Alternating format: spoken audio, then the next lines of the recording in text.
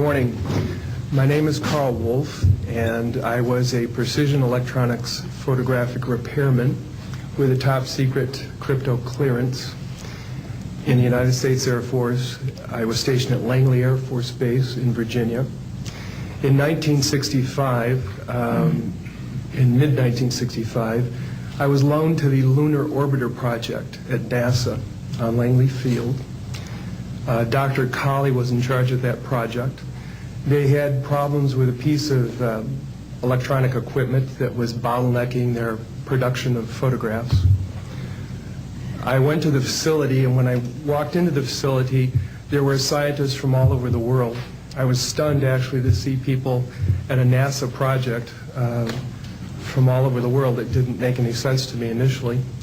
I was taken into the laboratory where the equipment was malfunctioning. I couldn't repair it in the dark. I asked to have it removed. A airman second class was in the dark room at that time. I was also an airman second class. I was interested in how the whole process functioned, how the data got from the lunar orbiter to the laboratory. I asked the young man if he described the process to me. He did.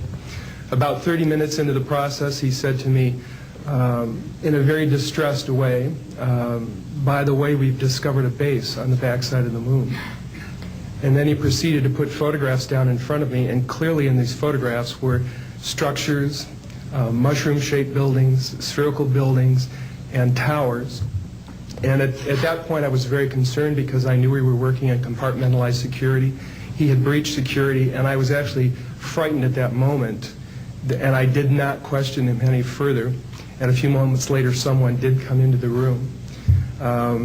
I worked there for 3 more days, and I remember going home and naively thinking, I can't wait to hear about this on the evening news.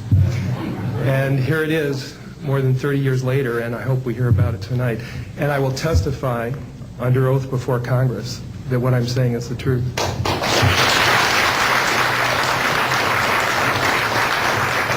Good morning, everyone.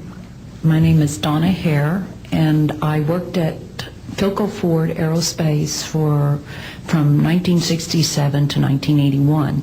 During that time, I was a design illustrator, draftsman. I did the launch slides and landing slides, and also projection plotting boards, lunar maps for NASA. We were a contractor, but most of the time I worked on site in Building 8. I had the opportunity to do extra work during downtime, which was between missions, and I walked into a photo lab, which was the NASA lab across the hallway. I had a secret clearance, which is not that high, but I was able to go into restricted areas, which this was.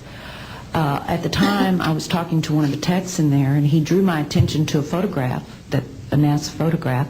It had a dot on it, and I said, what is that? Well, he drew my attention to it, and I said, is that a dot on the emulsion? And he said, and he's smiling, and he has his hands crossed, and he said, round dots on the emulsion don't leave round shadows on the ground.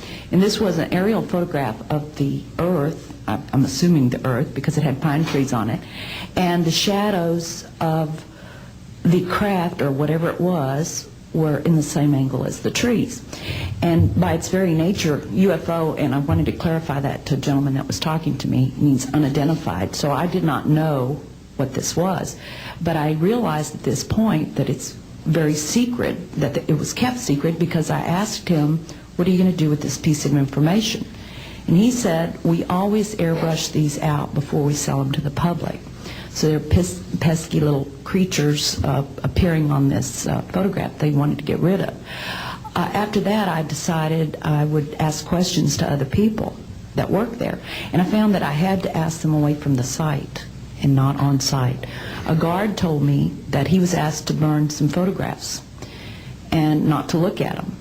And there was another guard guarding him, who was in green fatigues, watching him burn the photographs. And he said he was too tempted. He looked at one, and it was a picture of a UFO, and he was very descriptive. I can go into that later with anyone.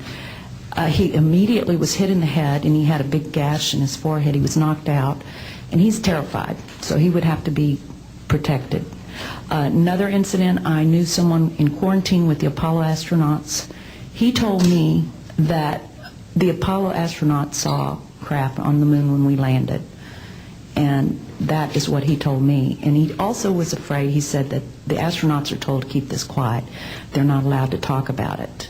So I do want to let you know that I worked out there for a number of years, and I ran into this.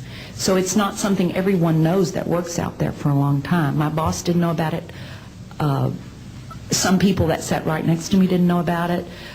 It's very strange because I don't know how they can do it, but they can let some people know about it and then others not.